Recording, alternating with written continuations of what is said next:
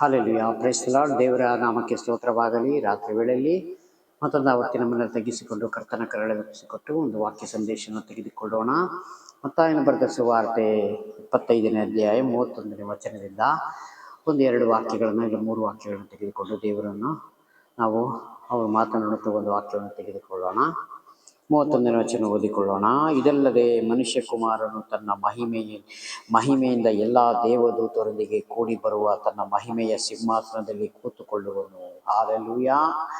ದೇವರು ತನ್ನ ಮಹಿಮೆಯಿಂದ ಬಂದು ಸಿಂಹಾಸನದ ಮೇಲೆ ಕೂತ್ಕೊಂಡು ನ್ಯಾಯ ವಿಚಾರಣೆ ಮಾಡುವಂಥ ದಿನದಲ್ಲಿ ದೇವರು ಹೇಳ್ತಾರೆ, ಆಡುಗಳನ್ನು ಕುರಿಗಳನ್ನು ನಾನು ಬೇರೆ ಬೇರೆ ಮಾಡುವ ಪ್ರಕಾರ.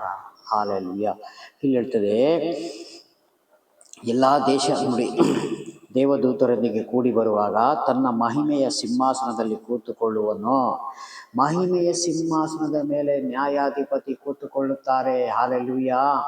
ಕೂತುಕೊಂಡು ಎಲ್ಲ ದೇಶದ ಜನರು ಆತನ ಮುಂದೆ ಕೂಡಿಸಲ್ಪಡುವರು. ಎಲ್ಲ ದೇಶ, ಒಂದು ರಾಜ್ಯ, ಒಂದು ಜಿಲ್ಲೆ ಅಲ್ಲ, ನಮ್ಮ ಭಾರತ ದೇಶ ಅಲ್ಲ ಪ್ರಿಯರೇ. ಹಾಲೆಲೂಯಾ.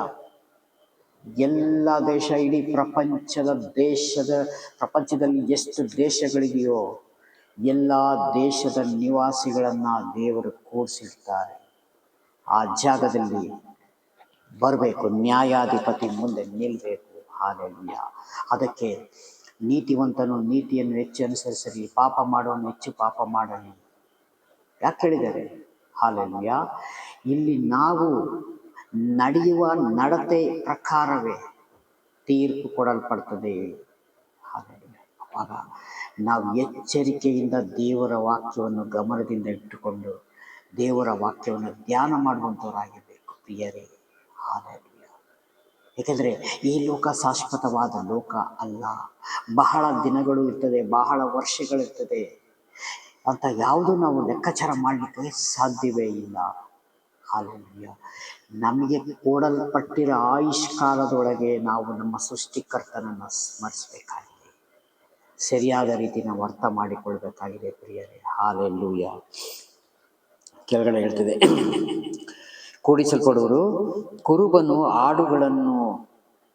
ಆಡುಗಳನ್ನು ಕುರಿಗಳನ್ನು ಬೇರೆ ಬೇರೆ ಮಾಡುವ ಪ್ರಕಾರ ಆತನು ಅವರನ್ನು ಬೇರೆ ಬೇರೆ ಮಾಡಿ, ಎಲ್ಲ ಬೇರೆ ಬೇರೆ ಮಾಡಿರ್ತಾರೆ ದೇವರು. ಕುರಿಗಳನ್ನ ಬೇರೆ, ಆಡುಗಳನ್ನ ಬೇರೆ. ಹಾಲೆಲೂಯಾ.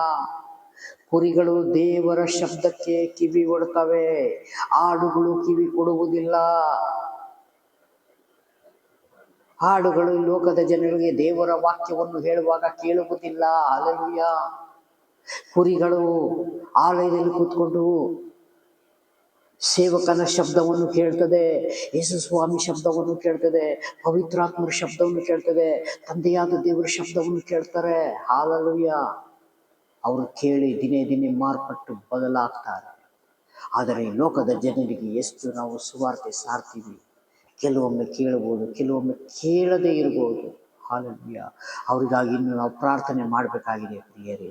ಹಾಗಾಗಿ ಕೆಳಗಡೆ ನೋಡಿ, ಕೆಳಗಡೆ ವಾಕ್ಯ ಹೇಳ್ತದೆ, ಆಡುಗಳನ್ನು ಎಡಗಡೆಯಲ್ಲಿ ನಿಲ್ಲಿಸುವನು.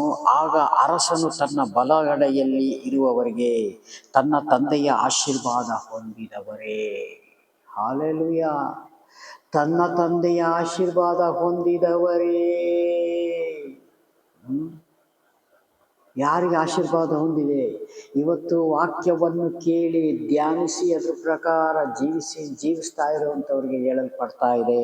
ಹಾಲೆಲೂಯಾ. ಆಶೀರ್ವಾದ ಹೊಂದಿದವರೇ, ಬನ್ನಿರಿ, ಲೋಕಾದಿಯಿಂದ ನಿಮಗೋಸ್ಕರ ಸಿದ್ಧ ಮಾಡಿರುವ ರಾಜ್ಯವನ್ನು ಸ್ವಾಸ್ಥ್ಯವಾಗಿ ತೆಗೆದುಕೊಳ್ಳಿರಿ. ಹಾಲೆಲೂಯಾ. ಲೋಕಾದಿಯಿಂದ ನಿಮಗೋಸ್ಕರ ಸಿದ್ಧ ಮಾಡಿದ ಸ್ವಾಸ್ಥ್ಯವನ್ನು ತೆಗೆದುಕೊಳ್ಳಿರಿ. ಪರಲೋಕದಲ್ಲಿ ನಿಮಗೆ ಸ್ಥಳವನ್ನು ನಾನು ಸಿದ್ಧ ಮಾಡಿದ್ದೀನಿ, ನೀವು ಅದನ್ನು ಸ್ವಾಧೀನ ಮಾಡಿಕೊಳ್ಳಿರಿ ದೇವರ ರಾಜ್ಯದಲ್ಲಿ. ಹಾಲೆಲೂಯಾ. ತೆಗೆದುಕೊಳ್ಳಿ. ನಾನು ಹಸಿದಿದ್ದೇನು, ನನಗೆ ಊಟಕ್ಕೆ ಕೊಟ್ಟಿದ್ದೀರಿ. ನಾನು ಬಾಯಾರಿದ್ದೇನು, ನನಗೆ ಕುಡಿಯೋದಕ್ಕೆ ಕೊಟ್ಟಿದ್ದೀರಿ. ಪರದೇಶಿಯಾಗಿದ್ದೇನು, ನನ್ನನ್ನು ಸೇರಿಸಿಕೊಂಡಿದ್ದೀರಿ. ಬಟ್ಟೆ ಇಲ್ಲದವನಾಗಿದ್ದೇನು, ನನ್ನನ್ನು ಉಡುವುದಕ್ಕೆ ಕೊಟ್ಟಿದ್ದೀರಿ. ಹಾಲೆಲೂಯಾ. ನಾನು ಪರದೇಶಿಯಾಗಿದ್ದಾಗ ನೀವು ನನಗೆ ಉಡಕ್ಕೆ ಕೊಟ್ಟಿದ್ದೀರಿ, ಊಟ ಇಲ್ಲದಿದ್ದಾಗ ಕರೆದು ಊಟ ಕೊಟ್ಟಿದ್ದೀರಿ, ಮಲಗಕ್ಕೆ ಜಾಗ ಇದ್ದಾಗ ನನಗೆ ಮಲಗಕ್ಕೆ ಸ್ಥಳವನ್ನು ಕೊಟ್ಟಿದ್ದೀರಿ. ಹಲ್ಲೆಲೂಯಾ. ದೇವರು ಆವಾಗ ಇಲ್ಲಿ ಕೆಳಗಡೆ ಹೇಳ್ತದೆ, ನಾನು ರೋಗದಲ್ಲಿ ಬಿದ್ದೇನು, ನನ್ನನ್ನು ಆರೈಕೆ ಮಾಡುವುದಕ್ಕೆ ಬಂದಿದ್ದೀರಿ, ಸೆರೆಮನೆಯಲ್ಲಿದ್ದೇನು ನೋಡುವುದಕ್ಕೆ ಬಂದಿರಿ ಎಂದು ಹೇಳಿದ್ದಕ್ಕೆ ನೀತಿವಂತರು ಯಾರು? ದೇವರ ವಾಕ್ಯವನ್ನು ಧ್ಯಾನ ಮಾಡಿ ಅದರ ಪ್ರಕಾರ ಜೀವಿಸುವಂಥವರು ಪ್ರಿಯರೇ. ಹಾಲೆಲೂಯ. ನೀತಿವಂತರು ಹೇಳ್ತಾರೆ, ಸ್ವಾಮಿ ನೀನು ಯಾವಾಗ ಹಸಿಸಿದ್ದೆ ನಾನು ಕಂಡು ನಿನಗೆ ಊಟ ಕೊಟ್ಟೆವು, ನೀರಲ್ಲದೆ ನೀವು ಯಾವಾಗ ಬಾಯಿದ್ದನ್ನು ಕಂಡೆವು, ಬಾಯಾರಿಕೆ ಆಗಿದ್ದು ಕಂಡೆವು, ಅದಕ್ಕೆ ನಾವು ನೀರನ್ನು ಕೊಟ್ಟೆವು. ನೀವು ಯಾವಾಗ ಪರದೇಶಿಯಾಗಿದ್ದನ್ನು ಕಂಡು ಸೇರಿಸಿಕೊಂಡೆವು, ಇದಲ್ಲದೆ ನಿಮಗೆ ಬಟ್ಟೆ ಇಲ್ಲದನ್ನು ಕಂಡು ಯಾವಾಗ ಉಡುವುದಕ್ಕೆ ಕೊಟ್ಟೆವು. ಹಾಲೆಲೂಯ. ದೇವಜನರು ಪ್ರಶ್ನೆ ಮಾಡ್ತಾರೆ, ದೇವರೇ ನೀನು ಯಾವಾಗ ಬಂದೆ ಸ್ವಾಮಿ, ನಿನಗೆ ಯಾವಾಗ ನಾನು ಊಟ ಕೊಟ್ಟೆ, ನಿನಗೆ ಯಾವಾಗ ಬಟ್ಟೆ ಕೊಟ್ಟೆ, ನಿನಗೆ ಯಾವಾಗ ವಸ್ತ್ರ ಕೊಟ್ಟೆ, ನಿನಗೆ ಯಾವಾಗ ರೋಗದಲ್ಲಿ ಬಿದ್ದೆ ನಾನು ಆರೈಕೆ ಮಾಡಿದೆ ಸ್ವಾಮಿ ಅಂತ ಹೇಳಿ ಲೋಕದಲ್ಲಿ ಕೇಳುವಾಗ ಯೇಸು ಸ್ವಾಮಿ ದೇವರು ಹೇಳ್ತಾರೆ, ಅವಾಗ ಯಾರಾದ್ರ ಹಸಿವಿನಿಂದ ಬಾಯಾರಿಕೆಯಿಂದ ಹುಷಾರಿಂದ ಮಲಗಿದ್ದಾನೋ ಅವನ ಕಂಡು ನೀನು ಅವನ್ನ ಸೇರಿಸಿದೆಯಲ್ಲ, ಅವನಿಗೆ ಮಾಡಿದರೆ ನಿನಗೆ ನನಗೆ ಮಾಡಿದಾಗೆ ಆಯಿತು. ಈ ಲೋಕದಲ್ಲಿ ಯಾರಾದರೂ ಹುಷಾರಿಲ್ಲ, ರೋಗದಲ್ಲಿದ್ದಾರೆ, ಬಟ್ಟೆ ಇಲ್ಲದವರಿದ್ದಾರೆ, ತೊಂದರೆಗೆ ತಾಪತ್ರಗಳಿದ್ದಾರಲ್ಲ, ಅವರಿಗೆ ನೀನು ಮಾಡಿದೆಯೇ ನನಗೆ ಮಾಡ್ದಂಗಾಯ್ತು, ನನಗೆ ನೀನು ಉಪಚಾರ ಮಾಡಿದಂಗಾಯ್ತು ದೇವರು ಅಂತ ದೇವರು ಹಾಗೆ ಅಂತ ದೇವಸ್ವಾಮಿ ಹೇಳ್ತಾರೆ. ಹಾಗಾಗಿ ನಮ್ಮಲ್ಲಿ ಯಾರಿಗಾದರೂ ನಾವು ಇಂಥ ಜನಗಳು ಕಂಡರೆ ನಾವು ಸಹಾಯ ಮಾಡಬೇಕು.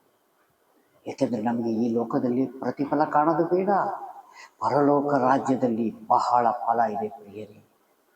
ಹಾಗೆ ಕೊಟ್ಟಂಥ ಸಂದೇಶಕ್ಕಾಗಿ ಸ್ತೋತ್ರ. ಒಂದು ಚಿಕ್ಕ ಪ್ರಾರ್ಥನೆ ಮಾಡಿ ನಾವು ವಾಕ್ಯ ಮುಕ್ತಾಯ ಮಾಡೋಣ. ಪ್ರೀತಿ ಸ್ವರೂಪನಾದ ದೇವರೇ, ರಾಜಾಧಿರಾಜನೇ ಸ್ವಾಮಿ, ಮಹಿಮೆ ನೀವು ದೇವರೇ, ಪ್ರಾರ್ಥನೆ ಕೇಳೋದಕ್ಕಾಗಿ ಸ್ತೋತ್ರ. ವಿಡಿಯೋ ಮುಖಾಂತರ ನೋಡುತ್ತಾ ಪ್ರತಿಯೊಬ್ಬ ಕುಟುಂಬ ನಿಮ್ಮ ಕರಳು ಯೇಸು ನಾಮದಲ್ಲಿ ಬೇಡಿಯುತ್ತೇನೆ ಪರಲೋಕ ತಂದೆ, amen. Praise the Lord. God bless you. ದೇವರೆಲ್ಲರನ್ನು ಧಾರಾಳವಾಗಿ ಆಶೀರ್ವಾದ ಮಾಡಲಿ. ಆಮೆನ್.